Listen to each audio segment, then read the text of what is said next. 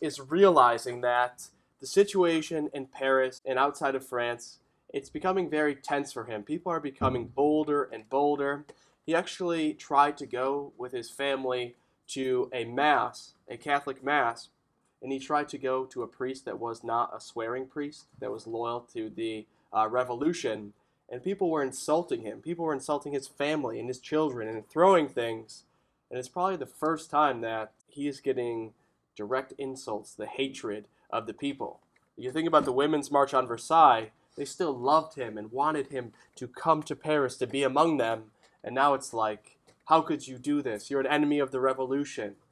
Realizing this, they try to make that carriage ride out of Paris. They get into the farmlands. He walks into some peasant villages and they realize that it's him.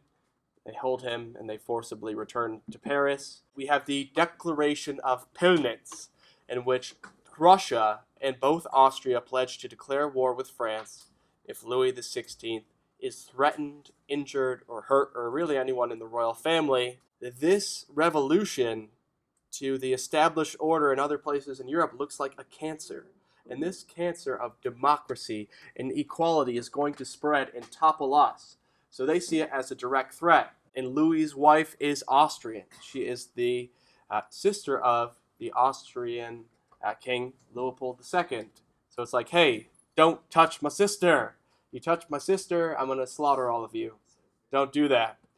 You also get things like the Brunswick Manifesto, in which the Duke of Brunswick said, we're going to restore Louis to power. Those who resist will be treated as rebels and will be slaughtered. I'm going to put Paris to the sword. So people are paranoid, right? People realize that there are threats of war, that war could possibly happen if we reform too fast, too much, too soon.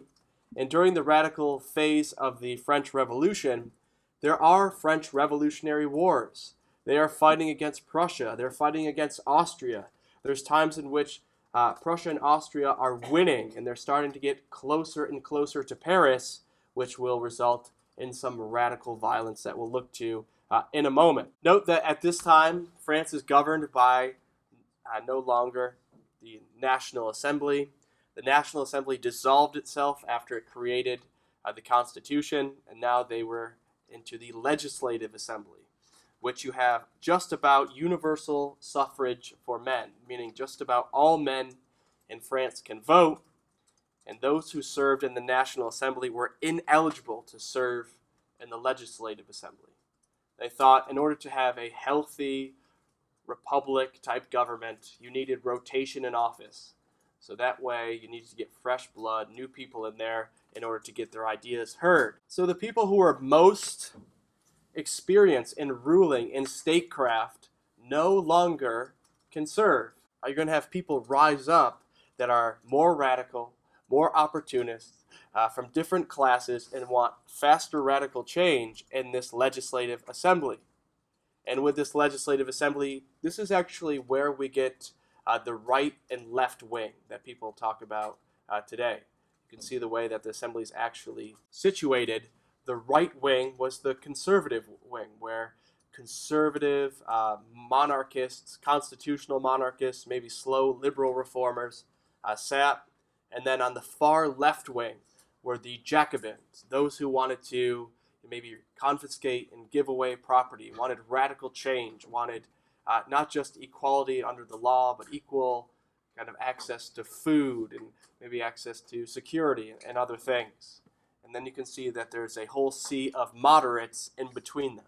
So Parisians will be pushing this legislative assembly further and further to the left. They asked for 20,000 guards to protect Paris. There's rumors of people engaging in counter-revolutionary activities. And this assembly starts to frustrate the people of Paris because the king had the power to veto laws. So they were trying to pass all of these laws, but the king was vetoing them, and they called him Monsieur Veto, Mr. Veto. You get more and more people from these Jacobin clubs. So these were very radical clubs. They start off in Enlightenment salons where people would drink coffee and debate politics. But over time, Their politics were becoming so radical that they were meeting in secret behind closed doors. And what they started to talk about was maybe we don't need a monarchy at all. Maybe we should get rid of Monsieur Vito. And you get people known as the Montagnards, the Mountains, who are extremely radical, and the Girondins, those that want just still radical but less radical. Another group is rising at this time, the sans culottes. It literally means without breeches, without knee breeches. If you were an aristocrat, you probably wore breeches pants that ended at the knee. They were very elaborate and very nice looking.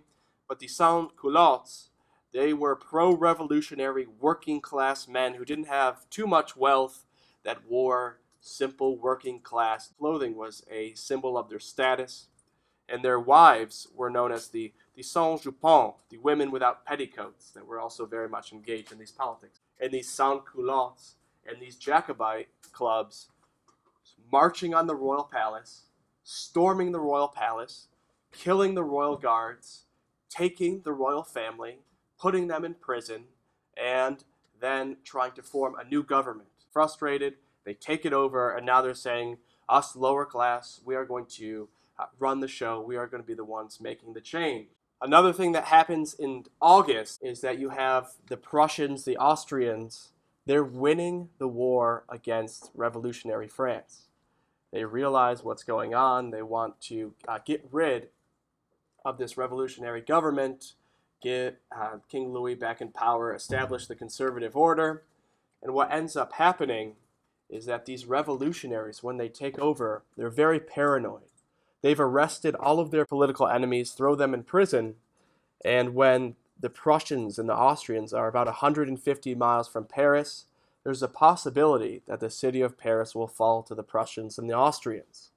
And when they believe that's going to happen, they believe that the Prussians, Austrians are going to go into the jails in the major cities, let all of those conservatives or non-swearing priests out, and they were going to rally with them and fight against the revolution. So in order to stop that from happening, they engaged in the September massacres. And one woman stated about this, "We must cut off a limb to save the body of the French nation." And this resulted in several days of mass violence and slaughter. 1,200 political prisoners were executed in the realm of a few days. A lot of them would have a quick kind of show fake trial, then they would be shot, then they would be rapidly killed. This didn't happen just in Paris, but in the vast majority of French cities engaging in these massacres. Many of them conservatives, many of them non-swearing priests, and the violence once again is continuing to escalate. They are creating a republic. The 22nd of September, 1792. This was interestingly chosen because it was the autumnal equinox. So there was equal night and equal day, the perfect time to proclaim equality and a republic. So this is the day in which they say, we have no king, we are entirely a French republic. If you look at when they got rid of the Christian calendar, this is the birth of the French nation. This is the first day of the French nation, year one in our year of liberty, as they would call it.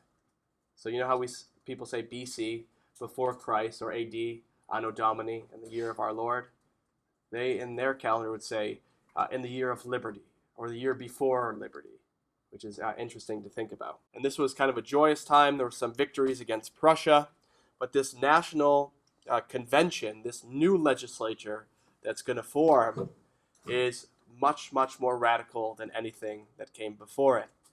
There's the Montagnards. They're called the Mountain because they were like in the nosebleed seats in the high elevated section.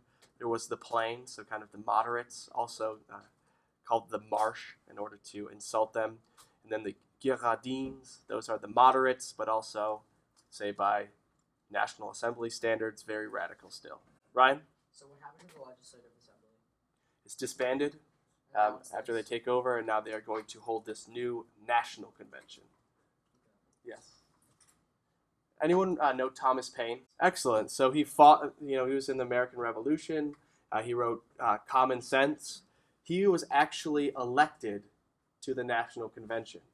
He became an honorary French citizen, and he sat with the Girondins at this time. And they are going to get to business by proclaiming themselves a republic, and then they're going to put Louis XVI on trial for treason. You tried to escape.